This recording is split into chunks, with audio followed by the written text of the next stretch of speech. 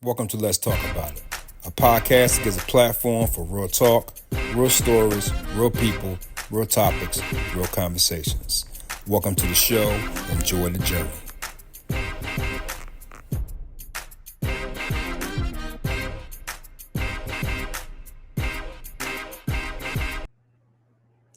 Welcome, everybody, to episode 12 of Let's Talk About It, a podcast that gives a platform for real talk, real people, real topics, real conversations. Today, I have a guest on today that's going to tell her story. She is a former escort, aka what you call prostitute, to where she became a preacher, to where she does speaking engagements, to digital marketing, right? Smart young lady. She's also has her own platform, her own podcast, and she's going to talk about other numerous of questions. We'll be going to ask her about this right here. But she has an amazing story. She's a very smart, intelligent young lady. I would like to introduce you to Ashley. Ashley, how you doing today? I'm good. How are you? All right. Now, I don't want to butcher your last name. Is it Logos? Lagos. Lagos. Yeah. Ashley Lagos. All right. Before we get into your journey of this first part, the escort thing, let's go back and talk about Ashley before she became the escort part. Let's go back to the beginning part for you. Yeah. I had a really pretty idyllic childhood, which I think surprises most people because I think most people think, okay, well, if you end up in sex work, that you probably had a real grimy childhood. I think that's a stereotypical way of just viewing that lifestyle in totality. You have your parents are probably drug addicts and all these things, and that just wasn't the case for me. I grew up in northern New Mexico in a very rural environment. I mean, it was like 2 hours in any direction to a movie theater or a stoplight, like middle of nowhere for sure. My mom and dad have been happily married for 49 years in May. Church kid, like Southern Baptist, I was in church Sunday morning and Sunday night and Wednesday night and Thursday night and I mean, like if Yeah. the doors were open, we were there, and sometimes even when they weren't open, we were there because my dad was fixing something in the building. So I had a pretty just quintessential childhood, but unbeknownst to my parents, I was actually being sexually molested by an older child from 4 years old to 11 years old. And Oh my God. you'll hear me talk a lot about on any platform of mine that I genuinely believe that the most powerful tool that the enemy, and because I'm a Christ follower, the enemy has is to present us with lies through any given situation and then get us to actually adopt the lie as truth and then have us operate under that lie, for the rest of our life if we don't identify the lie and uproot it. And so for me, that experience of having that happen to me at such a young age and then ongoing for, many years, 7 years, it Really? the lie that was presented to me was that sex was a tool that you use to manipulate people, because the way that it would be is the older friend would be like, well, we can watch a movie, but first you've got to go do this. And we can play Barbies, but first you got to go do that. And so I, from the time I was 4 years old, automatically linked any sort of physical intimacy with someone to leveraging that to get what you want. And that's a very dangerous lie to believe in at such a young age.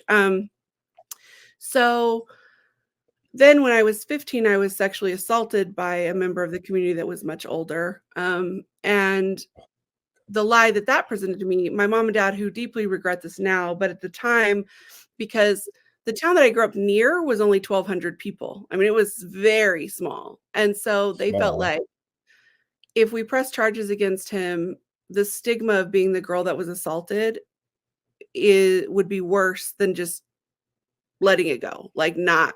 And they Really? regret it now. I mean, we've had to go through a lot of conversations and healing on what their mindset was and all of those things. But the lie that presented to me was that men are going to get whatever they want anyway, and they're going to get away with it. So in order to sort of have some sort of control, I guess, over it, then you just give it to Mhm. them. Um, so you couple that with the sex as a tool that you use to get whatever you want, and it really was like a perfect storm to step into the sex trade, because I already thought, well, men are going to take what they want. So in order for me to not feel completely out of control in this situation, I'll just control it by participating in this way. And then, you know, I want money. And so I can trade sex for money, and it's a tool that I'm using to get what I want. And so that was really the foundation. But as far as I had horrible parents, and I didn't, Yeah. they're super solid people, and I had a good education, and I, traveled and went to Disneyland and all the quintessential things that you think about, as being like a happy a happy childhood. But it speaks definitely to the power and the necessity for people to actually be honest about lies that any given situation has presented to them, and then Hmm. cognitively work through and uproot those lies with the truth. Because the truth is, sex is Yeah. not supposed to be a tool that you use to get what you want. It's supposed to Absolutely. be an exchange of energy between two people that care about each other, um, for pleasure and procreation and all of the things, right? But Hmm. if you don't take the time to identify the lies that you've believed through your trauma, what ends up happening is you get on this essentially like hamster wheel of chaos, and it's impossible to get off of it until you start really delving into, why do I do this really? Like, what is the Really. root really? And so that was sort of Hmm. the background of what contributed to me ultimately ending up being an escort. And to my parents' defense, they had no idea what was going on from the time I was 4 to 11 years old. They didn't learn about that till I was in my 30s. Um, Really. because I think Were you scared to tell them or something like that? um it was a complicated thing. I think as a little bitty kid, there's like the element of, and we can get into some deep psychological stuff here. There's like an element of, Yeah.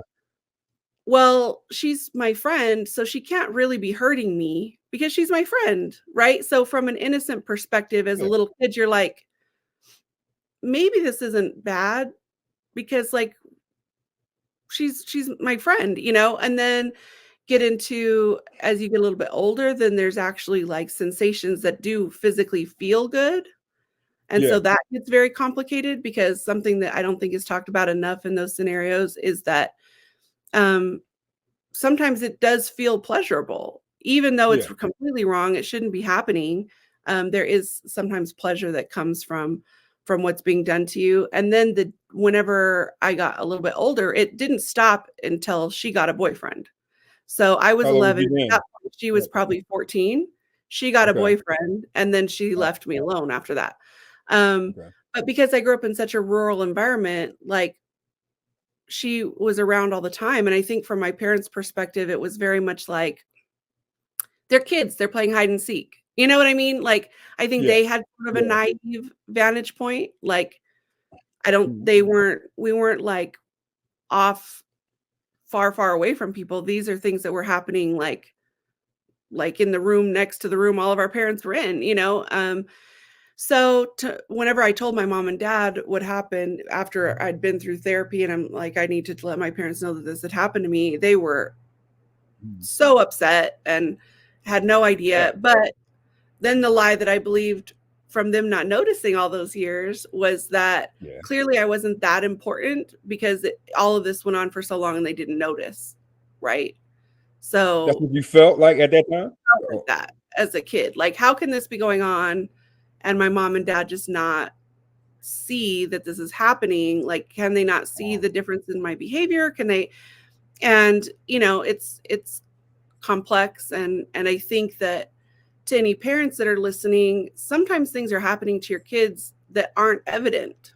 Like, Yeah. and you need to take the time to have those conversations, and to, my kids, like, even if they're hanging out with their cousins, so I have a 20-year-old, an 18-year-old, and a 5-year-old. And my Mhm. 5-year-old, he has cousins that are around his age. And whenever he Yeah. comes home Mhm. from playing with them, I ask him questions like, did you feel safe the whole time? Like, That's good. did anything happen that made you feel uncomfortable at all? Mm-hmm. Do you know what I mean? It's not accusing anyone of anything. It's just opening the door for the Yeah. conversation to be had. So even if he's like, you know, yes, Mariano took my car and that made me feel, you know what I mean? Like, even if the only Yeah. thing that comes out is some kid stuff, at Yeah. least I'm asking the questions that open the door for him to express if something more, you know, dire were actually going on. So that was sort of Absolutely. the childhood. Yeah. So, Yeah. the last time it happened to you was when you was 15, right? So it didn't happen no more after that. So it stopped so the sexual molestation stopped when I was 11. And then fast forward, a different person assaulted me when I was 15. Yeah. Okay. Oh, Jesus Christ. Oh my God. Yeah. This whole. Oh my goodness. So, all right. So you went to college, right? Uh huh. Was Yeah. I went to Where'd you university. make it? I went to ORU, Oral Roberts University in Oklahoma. Okay. Quintessential, like, super Christian school. I did not study digital marketing and media at all. No. I I ended up getting pregnant with my daughter, and at this point I was already really angry at God, I think, because I hadn't gone to nobody really knew outside of the sexual assault. Like, people didn't know what I had gone through as a little kid. And so I was angry at Mhm. God because that had happened. I was angry at God because of the assault. I was angry at my parents because they hadn't noticed these things. I was angry at um just I was just angry, I was mad. And I've been there. I know. so I got pregnant with my daughter, and I actually came home to visit my parents. I was probably 7 or 8 months pregnant, and I'm sitting in the congregation, and the pastor that was pastoring the church that I'd grown up in at the time, I didn't know him, he was new. He, from the pulpit, Okay. says, he said, I was going to preach one message, but because of who's in the audience today, I'm going to switch the message. And basically said Really? from the pulpit that any woman that gets pregnant outside of marriage is a harlot, and that she's Oh, going to hell, basically. And really? that was like a switch that flipped in me. And, pardon my language, I'm like, well, if this is what Christianity is, then Yeah. fuck them, fuck God. Like, I don't want to have anything to do with any of it. Like, this is Hmm. bullshit. Like, this does not align with what you all say that you believe. Yeah. There's grace here. And none of you people are asking me what's really going on here. Do you know what I mean? Like, Facts. what's happening what's happening behind the scenes, Ashley, that's causing you to put yourself in situations that weren't, like, healthy for you. And my daughter Hmm. um, is one of the greatest blessings of my life. Like, so for the Okay. church to have come at me so sideways because I was pregnant with her, it just didn't correlate well with me. Because, I say all the time, there's no such thing as illegitimate children. There's illegitimate parents, that are Absolutely. A lot of with them. one another illegitimately, but children are not illegitimate. Like, children are blessings Mhm. 100% of the time. And so knowing that I had this, like, beautiful little human that God was blessing me with, who has consistently been a blessing to me forever, Mhm.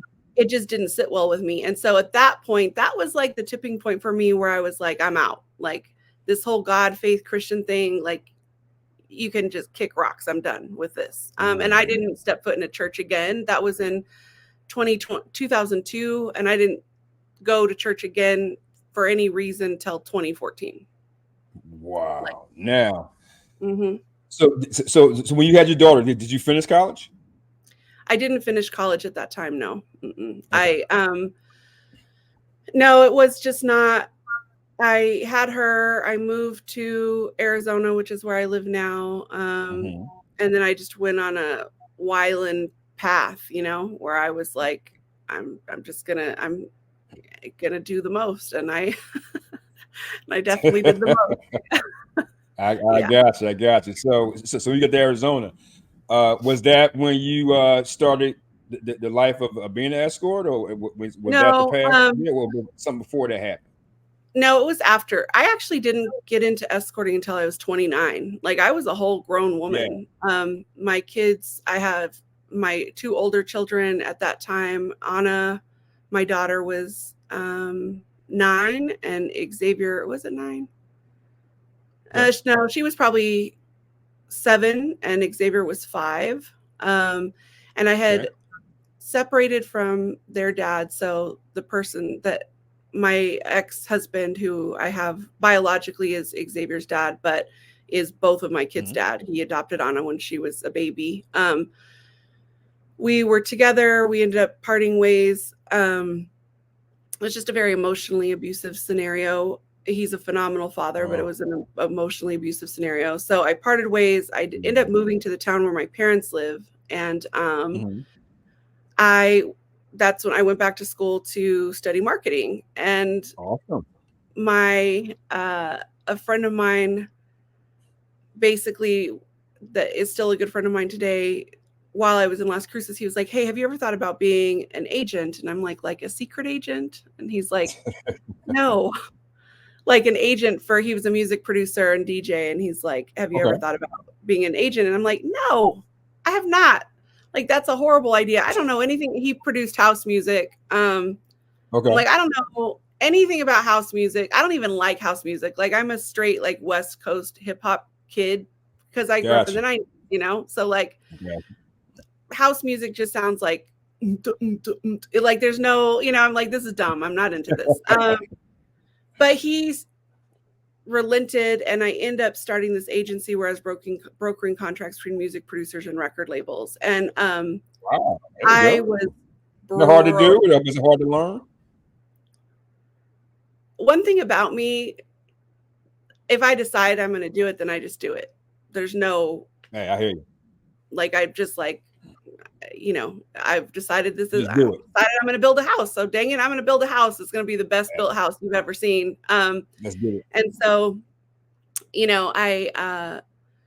I ended up just inundating myself in that, but I started this agency, and was working with different music producers in the Southwest, but I was broke, like flat broke. And so I had gone to Vegas to broker a contract for one of my clients, and I was at this dinner, and the dinner went super well. Like, there was no, it went well. And at the end of the dinner, this guy came up to me, and he's like, "Hey, would you be willing to have dinner with me tomorrow? It's just a business dinner. But you're smart and articulate, and like, I would really love for you to come with me." And I'm thinking, I am broke, and it's free dinner in Vegas. So yes, I will Fuck it, go. right? Yeah, Fuck like, it. why not? Yeah. So he sends his car, picks me up, takes me to dinner, and we have dinner, and nothing crazy. I mean, it's just a dinner, So I get in his car. He has a driver. I get in the car. He drives me back to where I was staying. I get out of the car, and the limo driver hands me an envelope with $1,200 in it. Whoa. And I was, "What is this?" And he's like, "I don't know, ma'am. James," the man's name was James. He's like, "James told me to give it to you." And so I immediately call the guy, and I'm like, "What is this?" And he said, "Oh, well, I thought you were an escort." And I'm like, Oh. "What?" I Wow. was offended, for real. Like, I was offended. And I was like, Wow. "What gave you that?" Like, I didn't feel like I looked like I was dressed like an escort. I obviously hadn't done anything sexual. Like, I was like, "This is dumb." Now, hindsight, I don't think he thought I was an escort. I think he saw the Okay. desperation that I had when I was trying to get this contract for one of my clients. Mm-hmm. And I think he's like, there's desperation there. And again, because of my faith, I feel like Satan is the same as pimps. And in that, he finds whatever your weakness is, like wherever you Mm-hmm. have the greatest pain point, and he leans on that. And then it's much easier for him to convince you to go into places that you would never go into, because you're operating from this position of pain and not from a position Mm-hmm. of wholeness, right? And so that's exactly what happened. Did you He was keep the like, "Well," money though? I'm sorry? Did you keep the money? Yeah. So he was like, And that was the first thing. So this is the thing that people have to understand. I understand that in certain circles, somebody might wake up and be like, I think I'll be a hooker. But in most cases, anytime you're going to go Mhm. way off track, it's not like that. It's like one Mm. tiny little decision at a time, like one tiny little step at a time that gets you completely off track. So he was like, well, do you need the money? And I said, well, yeah. And he's like, $1,200 is nothing to me. Just don't be Oh, yeah. offended. Take the money. That's it. So I Okay. took the money. I went back to New Mexico where I was living at the time. And Mhm. that was it. Well, a couple weeks later, he calls me and he's like, hey, if I fly you to Vegas every other weekend and pay you, I believe it was $1,500 a weekend, will you come here? No sex, nothing like that. I just want you to go to these business dinners with me. Um, Good deal. I was like, so my friends were like, yes, you need to do that. Like, you're broke, you're building this business, just take, go ahead and take the money. And like he says, it's no Mhm. sex. So like, why would you not do it? And so I did it. And that goes back to what I was saying before. It's just one little tiny decision at a time. It doesn't happen all at once. It's not like, because if he'd come straight at me and been like, listen, I'm going to pay you $3,000 a weekend to come here, we're going to have sex, and you're going to do whatever I tell you to do, and you're going to dress however I tell you to dress, and this is how it's going to go, I would have been like, you've lost your damn mind. Like, I'm not doing that. Right. But that's not how it works. It's like these itty bitty, and even in not high end escorting, even in like street walking type situations where girls get with pimps, if you understand the lifestyle, typically the pimp provides something that they need without any sort of exchange first, Really. and sometimes for a Mm. long time. So, Mhm. it'll be like, hey, I know that your baby needs diapers. So the pimp will drop off diapers. Well, thank you so much for the diapers. Mm. Well, then, I know that your baby needs diapers and formula, so I'm gonna drop off diapers and formula. And then it's Got it. like, hey, I don't you don't have to sleep with anybody, but I need you to come here and watch this girl because outside of the hotel rooms while she's like be a lookout for the cops or whatever. It's always like these little tiny Mm. decisions that the girl in the first is like, thank God for the diapers, right? And then Yeah. 2 months later, she feels indebted to the pimp, and now the pimp is leveraging her to do all kinds of things that she would have never done, you know, of Yeah.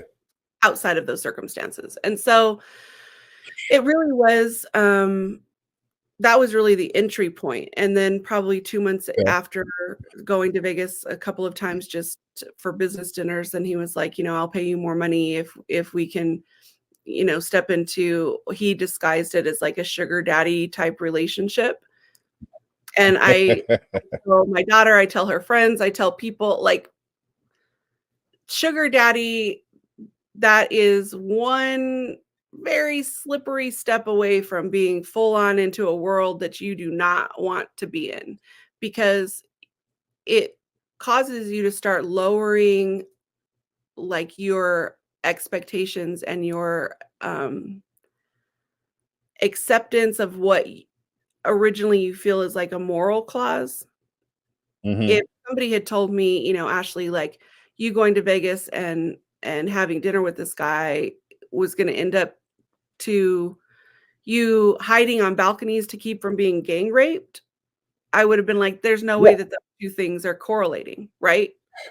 There's no way that this is gonna lead to that, but it very, very quickly led to that. And so that was the entry into, me becoming an escort, was that. How was that first experience for you when you actually did it?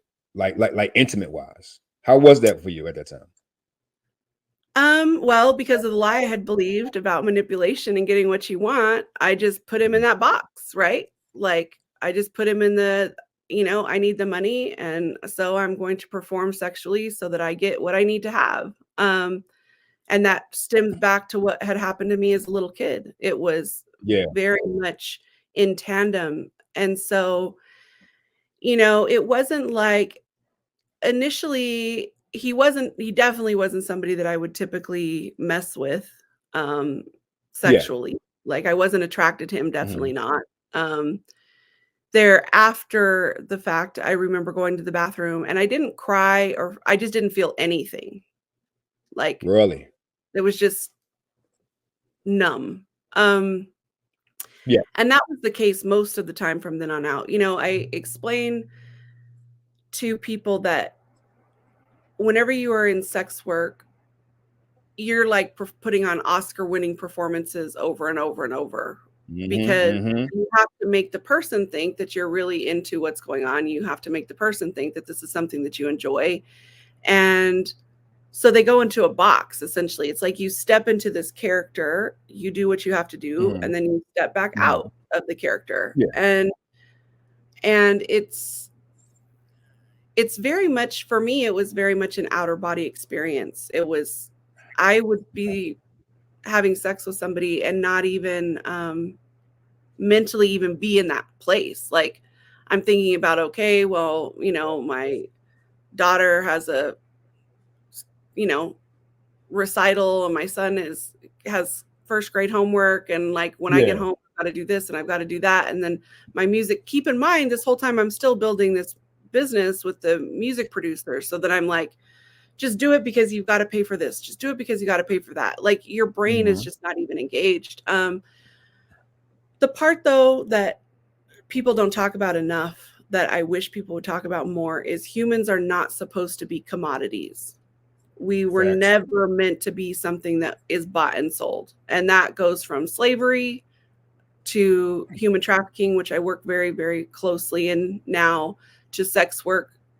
We're just not meant to be possessions. We're not meant to be something that has worth attached to a dollar amount. And I work with sex trafficking victims. I do strip club ministry. I not currently, but have for many years done strip club ministry. I have all kinds of conversations with current and former sex workers. And in order to live in the lifestyle, you do tell yourself that I'm empowered and that I'm in control of this and that this is what I want. And I'm like building something beautiful for women that are coming behind me, and it's going to create sexual liberty. And like, you tell yourself all these things, right? Because you have to not go crazy. But in the quiet moments, especially whenever you have decided to get out of the lifestyle, knowing that somebody somewhere has consistently attached, you are worth $1,200 or you're worth $20. That's a heavy thing. That's something that we're not supposed to face as humans. We're just not. Exactly. And so that becomes something that, is that if you get out of the lifestyle, you end up having to deal with, to recognize that your worth is not tied to money at all. Like, it's not tied to it at all. So, and something that people don't know commonly is that only 1% of women who go into sex work globally even get out alive. 1%. Really? 1%? 1% globally. If they go into sex work, whether they're trafficked or go in of their own volition, only 1% get out alive. That statistic is crazy. It's crazy. How many years what, did you do that totally? 5 years. 5 years. You're one of 1%. I am a statistic. Yeah, I am one of the 1%. That is amazing. Ashley, I definitely want to ask you about. So you did that for 5 years, and then we had a discussion, like like a little while ago, right? You had a calling, I guess you could say, right, to go into preacherhood. Like what was that? What was that like? What was your calling? Finally, right, to bring you back to God. Yeah. I can tell you, I went into that kicking and screaming. Like, I told God that wasn't something I was willing to do, and that He should probably just find somebody else. So in 2014, I was actually living in one of my escorting clients' houses. At this point, my agency with the music producers was actually doing pretty well. And throughout the entire time I was escorting, something about God that I think is a misunderstanding, especially in religious circles, is I think we think that whenever we are in messy, grimy situations that he really isn't cool with, that he leaves us and that we're just there on our own. But that is Okay. so not true, because consistently over those 5 years, I would have multiple people, tap me on the shoulder and be like, God wanted. So, for instance, I was on a plane from Chattanooga to Nashville, and there's this little old man sitting next to me on the plane, and Mhm. he he looked very uncomfortable. And the thing is, like, when I was escorting, I looked like just a professional businesswoman. I wasn't out here like looking like Pretty Woman with fishnets and like thigh high boots, Um, Got you. Got you. so I'm like, why is this guy weird? Like, he's being weird. And so he's very squirmy. The plane lands and he looks at me. He's like, I can't believe I'm going to do this. I never do this. Mhm. But he's like, God told me to tell you that he has a different plan for you, and that whatever you're involved in now, you need to stop and get back to what Really? he ultimately called you to do. And I'm like, and then he got off that airplane like his pants were on fire, like he was gone. And so I say all the time that whenever I get to heaven and run into him, he's going to be so shocked that I'm there. But like things like that would happen all the time. Wow. And then I had gone to Vegas one night, and for a client had flown me to Vegas. He was a professional poker player. We had done our thing. He goes downstairs to play poker, and I'm asleep, dead asleep in bed. And from a complete dead sleep, I wake up, and in my spirit, I feel like, Ashley, you've got to get out of this hotel room right now. And Really? like, so I wake up, I put on my tennis shoes, I grab my ID, and I go out the hotel room into the hallway. And I feel again in my spirit, like, you cannot go this way because it isn't safe. And I'm like, well, the only other way to get out of here is on the balcony. I'm afraid of heights. Like, this just seems like a bad idea. Yeah. But I go out on the balcony, and the front of the balconies were all even, but there were partitions like in between each one. Mm-hmm. And so, compelled from deep within me, I crawl around that partition to the next balcony and crawl around the next one. And I just huddle there, like on the What? balcony, just chilling, like terrified. Really? I was like, what am I even doing out here? I was so confused, but I knew that I could not be in that room, and I knew I couldn't go out the door. And so I'm sitting on that balcony, and I, probably a minute after I got settled onto that balcony, I hear voices coming from the room that I had left. And they were very loud. There were 4 or 5 men that had come in the room, very, very loud, very definitely drunk. One of them comes out onto the balcony, is like, well, where did she go? And they couldn't find me. And I tell people, I have never, in fact, I have goosebumps right now. I have never felt closer to God in my whole life than when I was Wow. sitting on that balcony, hiding, because I know that God woke me up and got me out of that room. Because if not, I at minimum would have been assaulted, at minimum, but could Yeah. have been, you know, murdered. Um, Wow. and it was moments like that through the entire 5 years where God just consistently reminded me, like, I see you, I know exactly what you're doing, but I'm not leaving you. Like, I see you, I know what you're doing, I love you anyway. I see you, I know what you're doing, there's still a purpose for you. And it was that relentless pursuit. It was never him condemning me, it was never him screaming and yelling at me. It was always Mhm. consistently him showing up for me to remind me that he had something better for me.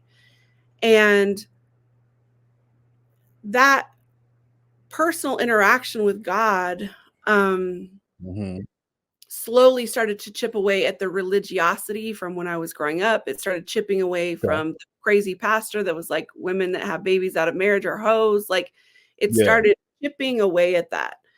And so in 2014, I was flat ironing my hair, which is a process because, I have like crazy, like my hair, it's like crazy long hair. Pretty long. Yeah, Yeah. pretty long. Yeah, so I was flat ironing my hair, and I heard God say, like, you need to come back to me now or I'm done with you. And that was the only time that he was like firm, like, There. it's now, girl. Like, right now, you need to Mhm. make this decision. And Mhm. I knew enough. about God that I didn't want that. And there's a verse in Matthew that talks about how God is gracious and he's good and he's loving and he will pursue you into any dark space, but eventually he's a gentleman and he will turn you over to your sin. Like he will allow you Mhm. to, if that's the path you want to take, he's not going to force you to be different than what you are. And so I knew in that Absolutely. moment, like I didn't want that. Like Mhm. I didn't want him to be done, you know? Absolutely. So I Googled women's Bible studies, and I had not been inside of a church in years. I Googled women's Bible studies, and I walked into a church in Ahwatukee, like Phoenix, Arizona, and I just start ugly, snot nose, bawling, crying, like. And the woman who was speaking that day was speaking on no condemnation in Christ, and that was when I had my first, what I would say is like real encounter with who Christ really is, because I had this like Mhm. religious version of him from childhood, like the do's and don'ts version, the like if you do this you're not holy version, the Right. if you say this or go there or dress this way then God doesn't love you anymore. Like I had that version, but this version was like a I love you no matter what version. And Mhm. so I gave my heart to Jesus that day and I quit um cold turkey, like stopped escorting, moved out of the guy's house. And at this point, my business was up and running and it was doing pretty well, but I felt super convicted that because I built the business with escorting money that I needed to sell it. And so I Mhm. sold it and donated the money to an anti-trafficking organization here in Phoenix, which I am now a pastor on call for, which is crazy because it's all full circle. But and then I just started deep diving into healing because I needed to heal from molestation as Yeah. a kid, from sexual assault, from broken Mhm. marriages, from like, you know, the years as a prostitute. Like there was a lot that needed to heal. And so I started going to therapy and um really going through the deconstruction process of religion because I a Mhm. million percent believe in God. I believe in Jesus. I think religion can be very, very toxic and can be used to control people and not really invite people into authentic relationships with God. And so, like, I had to go through the process of really like figuring out what do I believe because I actually believe it and what is just Mhm. man made do's and don'ts that I just don't think that God's like actually worried about. Um, Was that tough for you with the therapy part, like healing from everything that happened in your life, from childhood to the marriages, the um, prostitution, everything like that? Like when you got to that part, like how was you at that time, like getting through that process with your whole mental and everything? you know, I want to be, and not in like a weird sadistic way, but in just a holistic way. I want to be as powerful as I can be, Mhm. and I want to be as impactful as I can be. And I Mhm. knew that in order to be impactful and to be able to have the power that I needed to orchestrate change that is needed, I needed Mhm. to be whole. And so I attacked therapy like I do anything else, just like full on I'm doing this. Like I am doing the work to make sure that I am as whole as I can be because I know that I am the kind of person that has the strength to carry light back into very dark spaces. But in Mhm. order to do that and not be burned, I need to make sure that I am in a really good place. And so I was just dedicated to it. And I still am in therapy. I mean, I go to therapy once a month. It's more Okay. preventative now than like fixing. Yeah. But Yeah. so probably 2 years into therapy, a lady named Donna Foster, who's like my spiritual mom, this little bitty black lady from Detroit, who was the woman who prayed with me whenever I gave my life to Jesus. She's like, Mhm. Ashley, someday you're going to stand on stages and use your story to radically impact women. And I was like, if you think I'm going to stand on a stage and tell the world that I was a hooker, you have lost your damn mind. Like, yeah, I'm whole, like, yes, I'm healing, but I'm not doing that. That's Gotcha. not happening, Gotcha. like, that's a little bit too much for me. I don't feel like that's something that I need to be doing, and, clearly now I stand on stages and talk about it all the time, and it's not about glorifying me at all. It's that Yeah. transformation is possible, and the darkest season of your life doesn't have to be the final chapter of your life. That doesn't have to define the totality of who you are. And so, um, starting in 2015, I started just sharing my testimony on small scales and like small women's Bible studies. And then 2016, moved to Detroit, was on staff at a church there, and it really started ramping up. Then I started working in strip club ministry. Then in 2021, I was on staff at a church, and they needed, the median age of that church was 70. So the church is quite literally dying. Wow. And so the pastor was like, well, we need something that like young people can identify with and bring young people in. And because I eat, sleep, breathe the digital space. So you mentioned what I do professionally now is I know digital marketing consultancy and short format content creation studio. And I handle people's social media strategy all over the country for a myriad of different organizations. We create really beautiful commercials and storytelling and podcasts and all of these things, right? So that's what I do professionally. And that's what I was on staff at the church as their digital marketing and media coordinator. So, but I had a conversation with the pastor. It sounds fun though. Huh? It sounds like a fun job. I'm not gonna lie. It really sounds like a fun job. Cool. Like I have an amazing job.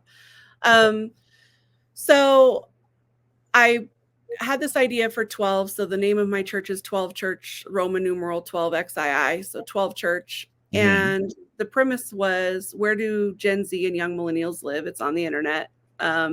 So we're going to create short form sermons, never longer than 8 to 10 minutes. We're going to film them in crazy, bizarre locations like Ferris wheels and burnout buildings and alleyways. And then we will use those to have online Bible studies, whether it's on TikTok or Instagram, whatever, and then build communities online and shuffle them into in-person worship, right? That was the plan. Well, he found out that, so young millennials, only 27% of millennials believe in a faith of any kind, and only 24% of Gen Z. And so I presented this information to the senior pastor, and he's like, well, if they don't want to go to church, we're just not going to do this. We'll just focus on the people that give us money. Oh. And that was like, that was like nails on chalkboard for me, because I'm like, that's not like the heart of God at all. Like, exactly. And so at this point, I was in college getting my biblical theology degree. I was already preaching at women's conferences all the time, specifically on like overcoming shame and condemnation. I was talking at like conferences to men about the role that porn plays in modern day pornography, or not porn, that trafficking plays in modern day pornography, like all these things. And so my dad was like, well, why don't you just start the church yourself? And I'm like, no, I'm not doing that. Like, I don't want to do that. Like, I don't want to do that. Like, I'll keep preaching. Because I didn't like religion. Like, yes, I was on staff at a church. That was a paycheck for me. Yes, I love God, and I believe that Jesus is the answer 100%. But like traditional religion, no. Like church, no. Like, I'm not doing it. And my dad's like, I think you should pray about it. I'm like, I'm not going to pray about it. Definitely not doing that, you know? And now my church turns 3 in June. So obviously I prayed about it and started it. But if you go, and I'm sure you can I'll send the information so you put it in the show notes. But like, if you go to 12 and look at 12, it's grimy. It's lots of street art. It's like lots of, because I eat. Yeah. It's like very, it doesn't look like church. There's no doves and there's no lilies and there's no light plumes. It's like grimy alleyways. And because I believe that if you study Christ and you study who he went to church, like he went to the synagogue to study and to pray, etc. But he was with people. He was always with people. He was always out. He was always like, you know, like church in the wild, like he was wherever the people were. And if we genuinely want to be impactful, first and foremost, it can't be about what people can give to the church. It's what can we bring to the people, which means we have to be outside. Like, we have to be in places where most people don't want to go in order to have an impact that actually matters. And then you have to listen to people. Like, it can't just be like, you're going to hell, you're going to hell. Because if you notice, first off, Jesus never chased anyone around and said, you must listen to me. Never. Not once. True. He lived his life and people asked him questions. Absolutely. And then the other thing is, you know who he was hard on? Religious people. Like, the people that Jesus always was coming after were Sadducees and Pharisees, the people that thought that they knew God, that thought that they knew the word, that thought that they were like these holy, perfect, like, people. That's who Jesus was always yelling at. You never and saw nobody him. never talked about it. Nobody ever talks about that at all. Never. Yeah. And so for me, 12, like our church, the way that we organize things, it's really about creating safe spaces for people to ask hard questions about God. Because I think that the most powerful thing that a Christian who genuinely loves Christ can do is to get people to ask questions and invite God to answer those questions. Because I'm a human. Like, clearly, as we have heard, like, I have fucked up so many times and will again, undoubtedly. Like, you know, there's a whole rest of my day today. I could do who knows what this afternoon, you know? Right. So it's really more about orchestrating a space where people are able to come together and like really delve into difficult questions and say, like, you know, somebody can say, Ashley, what do you think about? I was on a phone call immediately before I came on this where a lady and her husband is bisexual and they want to stay married, but he's struggling with that. And you know, pastors that have the audacity to be like, look, I honestly don't know what the answer is to this, because the root of the word theology is theory. Theory. I have a theory of how you should handle this, but at the end of the day, you need to have that hard conversation with God and like, what are you okay with me doing? Because you have kids, I have kids. Each child, you have to parent differently based on the parameters of what's going on in that child's life. 100%. And I feel like we, for some reason, don't think that God has to parent his kids like that. So like, I do believe 100% that before somebody goes crazy in your comment section that she's a heretic and, you know, preaching false gospel. I mean, I'm used to it, but you know, you may not want that smoke. You're giving your opinion. This is your platform. Yeah, it's like, as far as that goes, like, what, like for you, Lou, maybe you shouldn't drink because it's not healthy for you. Drinking is no problem for me. I don't get drunk. I don't act a fool. So God may tell you, like, Lou, my son, don't drink. And Ashley, like, you can drink, but you can't, you know, go to the Dominican Republic because the men are beautiful and you're going to while out. So you can't go there. Like, you know, where it's perfectly safe for you to go to the Dominican Republic. Like, but I can't go to the Dominican Republic. You see what I'm saying? I like that. Because God is a personal God and he's going to address us as individuals. And so it's, for me, 12, like my church is very much about that. It's about, also, I'm not the only person that preaches at 12. I have a network of pastors from all over the country that are doing really amazing things that come on and preach. Because it's not the Ashley Lagos show, you know, like Marcus in DC at Motivate Church they're doing amazing things in their community. So I would rather have him guest preach, elevate what he's doing in DC, because I'm not in DC. I can't be in DC, right?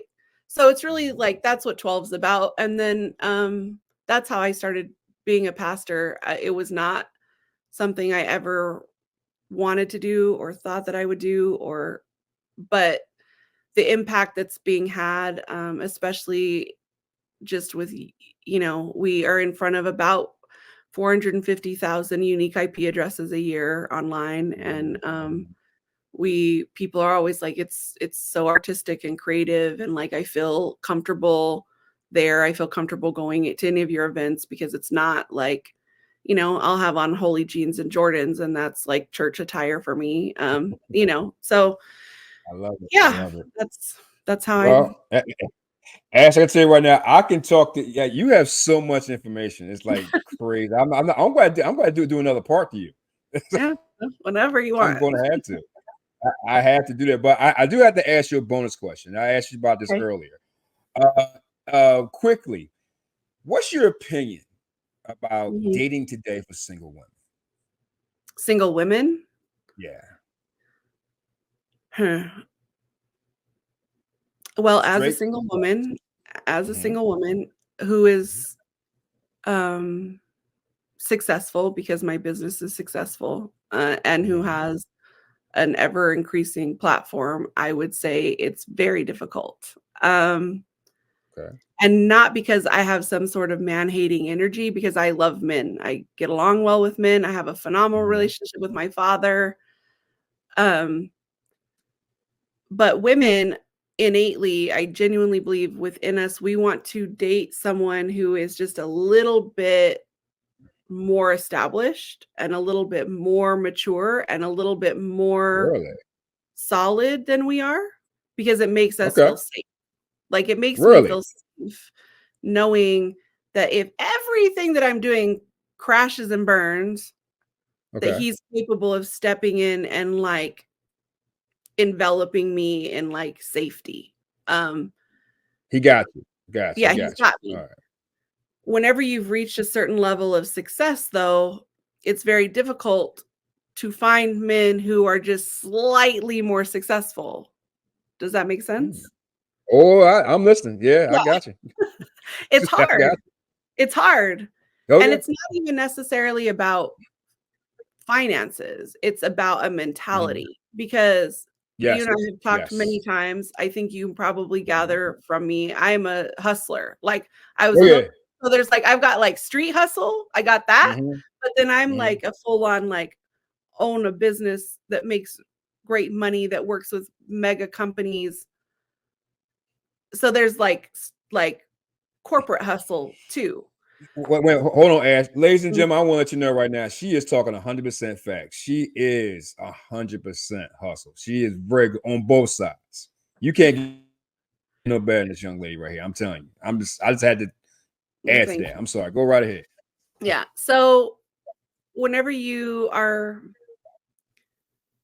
in the space that I'm in, what I run into consistently in dating is you'll find guys that either want to attach themselves to you because they're trying to get a come up, and I can Mhm. sniff that out real quick. Um, like, get out of here. Yeah, I bet. Or you'll find men who are pretty on par with where you're at, but they're intimidated by whether it's my drive or the people that I know or whatever. And so then they start wanting you to, like, dim yourself down in order to make them feel Mhm. more secure in whatever it is that they're doing. And I've worked too hard to get to the place that I'm at. I'm not willing to do that. Or you'll have guys that, and there's nothing wrong with this, so please hear that, who are successful and stable in their own right, but they just want a super traditional Mhm. situation. And Mhm. that is not me. And, kudos to the women who want to be in that and want to be stay-at-home women and be cared for and, take care of the house exclusively and all of that. Like, I think that's beautiful. That was what my mom and dad had. I think it's an amazing thing. That is just not my amazing thing.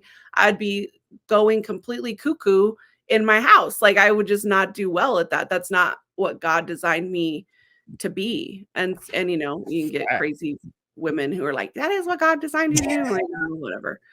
Um, so dating's a challenge. Yeah. And then, I mean, I turned 44 this year.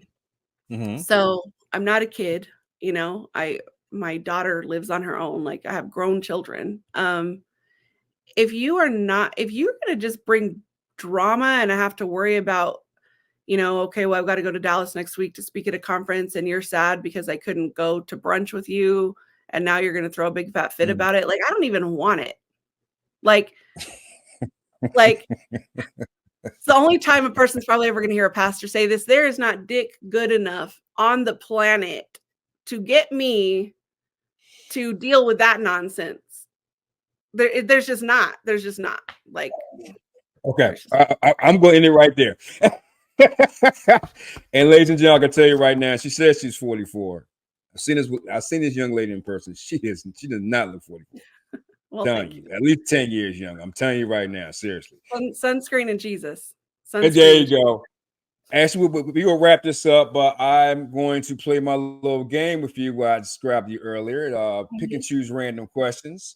You will have 90 seconds on the clock to see if you can beat the other participants that I've had on before. So are Okay. you ready? I'm ready. Yeah. Ready to go? All Yeah. right, let's get it going. Oceans or mountains? Oceans. If you could be any age for the rest of your life, what age would that be? 42. Text or call? Text. Rich and famous or rich and unknown? Rich and unknown. Funny story or one liner? One liner. Group hangout or one on one? One on one. Reality shows or documentaries? Documentaries. Hot tub or pool? Neither. There's chlorine in them. My hair doesn't like either. A live theater or a movie? Movies. Okay. Film photography or digital photography? Film. Morning person or night owl? Night. 100%. Cooking for someone or being cooked for? Cooking for someone, for sure. Okay. New clothes or new phone? New phone. See the future or change the past? See the future. Celebrity crush? Idris Elba. Oh my God. You like the third person said that. I mean, I don't know what to say. Oh my God. 117. Congratulations. I'd say, actually, before we go, do you have any final words, right? You want to say? Like, basically, like, give a statement like, okay, like, everything you've been through, like, you're good with everything now, right? So, how you are out of everything, like, how are you right now in your life right now, out of everything? I'm really in a very solid place. I mean, my kids are good. My business is good. We're launching a podcast in Phoenix that the city's sponsoring. That's amazing. My church is growing. Like, I'm good. But I would say that people who have, whether they've lived through grimy stuff or not, I believe the most powerful thing that anybody has is their story. And you need to share your story because it essentially frees other people to share their story. And whenever you start talking about the things and the experiences that you have had and the things that you've been through, first, it makes you realize that you aren't alone because other people have shared experiences in different levels, and it becomes healing, and you ultimately can bring hope to someone else. And I feel like hope and the audacity to give hope to others is the most powerful and meaningful gift that you have for humanity. And so that's would be my advice to people. Like, no matter how grimy or how ugly or even how what you consider to be boring and mundane, like, people need to hear your story. Like, you just need to share it. So Ashley, you're the best. Thank you so much for blessing me with your presence today, your absolutely. beauty, your knowledge. I'm telling you the best. Thank you so much. Thank you. Okay, guys. This was episode 12 of Let's Talk About It. See you next time. Peace. Thank you, ladies and gentlemen, for watching the show. Please subscribe, click on the bio, support the show. Thank you so much again. We'll see you next week for another amazing episode on Let's Talk About It.